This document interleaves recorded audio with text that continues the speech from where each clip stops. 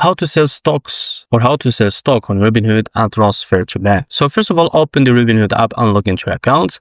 After that, go to your portfolio, tap the portfolio icon at the bottom of the screen, select the stock you want to sell, tap sell on the stock page, tap the red sell button. After that, enter the amount, type how many shares or how much money you want to sell, and tap review, and then swipe up to submit your sell order.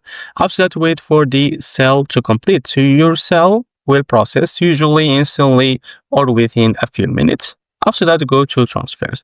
Tap account icon or menu, select transfer or bank transfer. After that, withdraw cash. So tap transfer to your bank or withdraw cash, enter the amount you want to transfer, confirm the transfer. Finally, wait for money to arrive.